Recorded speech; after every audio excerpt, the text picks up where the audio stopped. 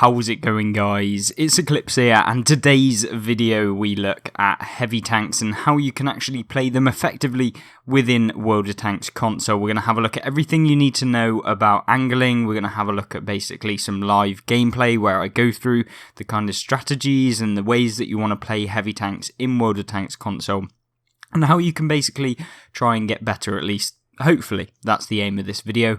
We're going to have a look at the equipment setup to begin with, which we'll do right now, and that is with gun stabilizer to increase your accuracy, which is super key for all of your heavy tanks. As you can see with any of my heavy tanks that I have equipment on, we all have the gun stabilizer, and that is because you want the accuracy benefits from the gun stabilizer, and that just basically allows you to get the best accuracy you can possibly get within Wot Tanks console in a heavy tank, and so you're going to hit more of your shots, you're going to be able to snipe at weak points easier, and you're basically going to have a better time at it. With regards to some other things that you may want to take in your heavy tanks, we do have some honourable mentions along with some of the ones that I personally take, and the second one being improved ventilation. That just basically increases your crew performance by 5%, so you get a lot of extra additional statistics within your tank that basically can help you improve overall, and you can have some pretty decent games using these kind of equipment. But of course we then have advanced loader, and that's just to boost up the DPM, because if you don't take this, your DPM is that low compared to medium tanks that you're just going to get out traded 90% of the time, and if they're hitting your weak points, you're coming up against good players, traditionally you're going to end up losing a lot more hit points than you're going to be dealing. So dishing out as much damage in a shorter period of time is something that you want to be doing in your heavy tank. So advanced loader is almost a must, as well as the gun stabilizer. And then the third slot is kind of open to you. So yes, you can use the improved ventilation like I do in most of my heavies, but you could also use spool liner for those really super slow heavy tanks like the Maus and the E100 and some of the Type 5s. That will basically reduce the amount of splash damage artillery does to you, as well as any ramming damage that you do. You'll have 50% bonus defense against such attacks. Then of course you could go with your max speed getting increased by 5% and max horsepower by 5% in the form of the advanced powertrain in some of your slower heavy tanks, and even some of your faster ones might take advantage of this, along with maybe putting in the traction system to get up that top speed again even further. But it is up to you. To be honest, for the most part, I'd rather have the other benefits, because if you're in a 20 kilometers an hour tank, then having an extra 2 kilometers an hour really isn't going to do too much, and I wouldn't really recommend it, to be honest with you. I'd rather have the 10% bonus to DPM, or the 5% in lots of different areas, or just having the 20% gun stabilizer accuracy. I guess you could take in some of the other stuff, but for the most part, you're going to be best off if you just take the advanced, maybe you could possibly take advanced repair system, but to be honest, you can use a crew perk for that, so you don't really need it. I guess the other thing that you could do, and I see some people do and make the mistake of, is taking the minus 5% damage from enemy weapons, which in my personal opinion is kind of an anti way to kind of learn the game. If you're just relying on some perks to reduce the damage that you're taking, surely it's better to increase the amount of damage you can do to opponents rather than try and decrease the amount that they'll do to you, especially when the percentages add up. Because if you're dealing more damage quicker by 10%, then it's better than taking 5% less damage, if that makes sense, because you'll have an extra 5% total that you can deal. Now, of course, you want to be avoiding as many hits as possible, and that's something that you'll learn when you're playing in heavy tanks, and what kind of tanks that you can actually brawl with when you play in your heavy tanks.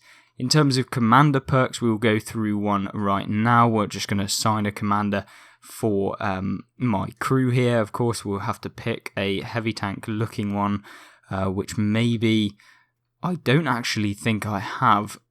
This one looks a bit more like a heavy tank one. We'll transfer that now.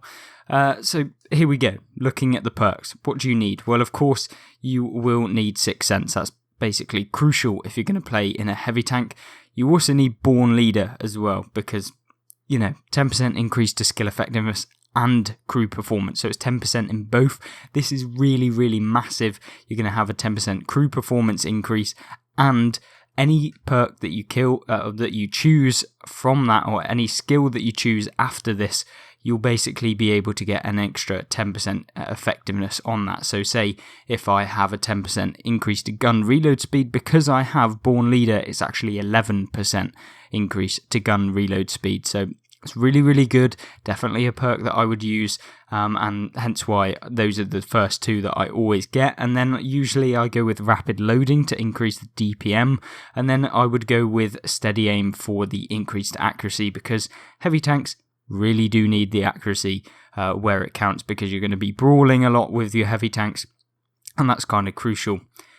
Then I guess you want to be going for all of the accuracy ones, so snapshot, you want to be going with run and gun if possible. I mean, it's only while moving, so it's kind of more of a light tank one, the run and gun one, but you could also go with things like controlled impact. This is more of my Panzer 5-4 build, but it kind of goes into a little bit of detail as to what you need. And then we've got rapid aim, which is just increases to accuracy again, and then clutch braking to increase the vehicle hull rotation speed. So when you're playing in a really slow heavy tank, or one that doesn't traverse very well, whereby you turn in it, you can basically increase the speed at which you turn by 7.5%, which is really, really nice, especially when you're getting kind of out-rotated by some light tanks that might decide to come after you. As far as some other ones that are actually quite good, you may want to put on off-road driving, because that will increase your kind of ability to move on some of the worst terrains in the game, so you can turn quicker and stuff like that. And also you could go with things like repairs, which is also a very, very useful one. Track mechanic even. So this increases the track repair speed, which is really, really good for your heavy tanks, because if you get tracked in the open in a bad position, of course you want to get out of there, and if you haven't got your repair kit in your tank at that point in the battle, then it's going to be really, really annoying. So definitely something I would recommend. Of course, this is my Panzer 5-4 build, so we've got the ramming one, which isn't really ever needed, the controlled impact. But yeah, in terms of some other things, I guess you could go with maybe adding in some situational awareness to increase the view range of your tank. But to be honest, it is up to you, and so I think we've covered pretty much everything that you really need in terms of a heavy tank. There are, of course, a couple options in both the equipment and the perks that are really down to whatever kind of playstyle you want to play in, with regards to some of the perks that you're going to be picking. But yeah, it's up to you with those last ones, but for the most part, the majority of the perks that I choose are kind of almost mandatory in your heavy tanks. But of course, remember, certain tanks have better characteristics, so a Chieftain has better accuracy in the first place, so you may not need all of the accuracy buffs, whereas an E100 with the Top Gun will definitely need some more accuracy than the Chieftain, and so you need to kind of accommodate each heavy tank to the characteristics of itself, because some of them, like the FV215B, the Chieftain, and the E5 are going to have better accuracy, but they're not going to have the armour, and so you need to think about those kind of things when you're picking your tank and what you're going to be putting into them. Same with the Object 277, these heavy, medium style heavy tanks. Of course, I think that we've covered everything there. Of course, you can put in consumables, but that is completely down to you. Of course, premium ones will basically give you a better kind of chance at doing better every single game, but of course if you haven't got the credits to be spending that on a tech tree tank, then you're probably not going to be wanting to do that. In terms of this video though, we will move into some gameplay for you guys, and then we'll give a little commentary as to what you should be doing in your heavy tanks in game. And so the gameplay we have here for you today is on Ghost Town, of course, in the E100 like we mentioned. We're basically going to be playing this like a traditional brawling heavy tank that you want to be using within World of Tanks console, and making sure that you put yourself in a position that you're going to be able to mobilise yourself from to be able to deal with the situation at hand. Whether or not this game is going to be perfect, you'll just have to wait and see, but I guess what it does showcase, however, in this game is the sort of areas that you want to be moving into, the sort of things you want to be thinking about within your heavy tanks, and of course trying not to lose all your hit points within the first minute of the game. So first things first, on Ghost Town, what do you do in a tank like the E100? Well, make your way towards the area of the map known as E4/E5, and then maybe, just maybe, you want to go to D4 to kind of poke around that corner and trade with some mediums that might have pushed up early on in the game. Now, we were dealing with a bit of lag today when we're playing, as you see the lag spike just then. That's a traditional Eclipse kind of thing going on at the minute. Really annoying. Internet's been pretty shocking, to be honest with you, and so trying to play World of Tanks with bad internet is not a fun game. You know, with other games at least you can kind of have these games whereby you don't necessarily always like lag out all over the place, or it doesn't take 10 seconds to actually do anything once you've pressed the fire button. Now, with that all out of the way, basically we've taken this position here, which I guess is kind of good for your heavy tanks. You want to be making sure that you don't push up too aggressively like these Andre the Giant and the Jaegeru on the enemy team are doing, because that can be a real negative for you as we try and hit the cupola of the Jaegeru and only bounce somehow. Really annoying that. Would have been able to get some nice bit of damage early on. Of course, with the nice, lovely low roll mechanics that we've got in World of Tanks, we've only done 581 damage on a 750 alpha damage gun. Not something you want to be seeing, but of course we've got to be a little careful when we poke up and crest this ridge as to the tanks that are going to be coming. So what do you see me doing every single time I play in my heavy tanks? Well, what I tend to do is make sure that wherever my tank is facing is the optimal area to bounce both sides of the engagement. If I'm facing my frontal armour directly towards one tank, but I've got a tank to my right, then of course that tank to my right is going to have a better advantage to be able to pen me, etc. And so what we've got to do is keep our armour angled to the best of our ability in all of the directions that we're coming up against. So 2 to my right, 2 to my left. We're getting kind of sausage sandwiched here, and we're going to have to angle our armour towards the most threatening as well. So you see the object 260 or the 60 TP. What you saw me doing is, as I pulled back behind the kind of ridge there, I was making sure to over angle my armour, because that's the only part of the armour that he would be able to see, and so he would only be able to hit me at a ridiculous angle at which he wouldn't pen anyway.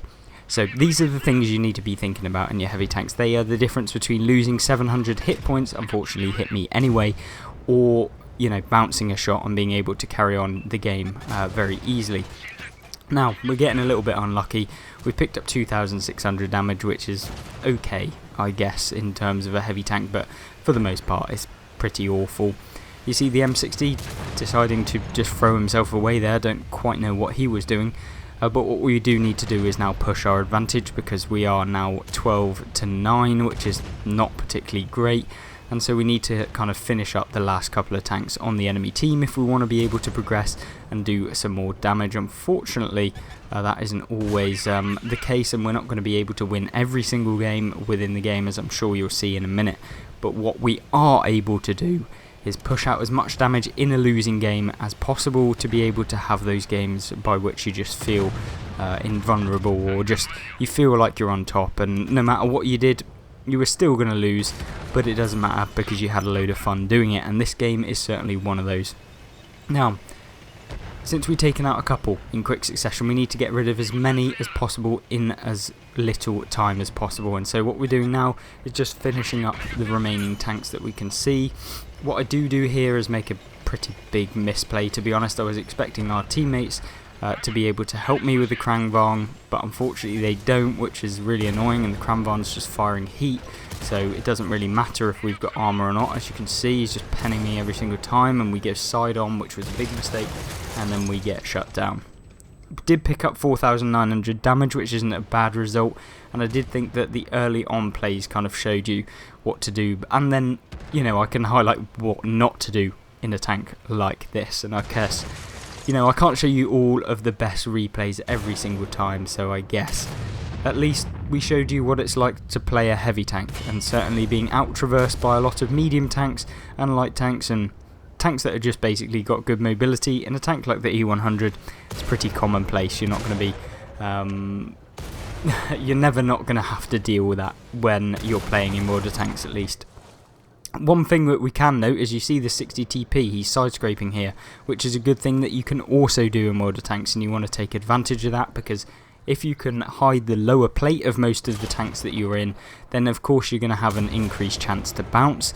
And yeah, I think that that's something you should note. Of course, when a tank fires, you should then turn your armor towards the other tank that is the most risk to you. So if you see a Jaeger who has just fired and then you've got another tank coming around to attack you, then of course angle your armor towards the tank that hasn't fired yet, and of course then you might bounce that shot, and then the Jaeger is going to come back around to try and take you out, and of course then you can angle back towards him or do whatever you must to avoid getting hit by such a tank. Of course, we had a decent game, 4,933 damage, 560 blocked. Not particularly the best heavy tank game, and certainly I've had better in tanks like the E100 and even tier 8s. I've had better games than that, but I did want to just pump out this video, make sure that you understand how to play heavy tanks, and at least give you a little teaser. Maybe we'll create some more how to play heavy tank guides in the future, and of course we've got loads of guides for light tanks, mediums, and all of the variety of classes on the channel, which you can have a look at in a second. Of course, you can always check out some of the other content on the channel regarding update news and update information for update 6.0, update 7.0, and the various modern tanks updates within World of Tanks console. And so if you want to and you find that interesting, then you can do that as well. And a big thank you for watching the video to this point, and a big thumbs up to all of the channel members who have supported the channel on top, above and beyond those of you who just watch the videos, which yeah, is just fantastic anyway. Thank you all for watching, and I hope you did enjoy. If you did, please hit that like button, and if you aren't already, subscribe to the channel. If you do, make sure you tell me if you want me to change anything with these guides, and if you want me to add anything into them. But of course, I will try and implement that into my next videos and try and improve every single time we make these videos. Other than that, I hope you have a great rest of your day, and I hope to see you in the next one. Goodbye.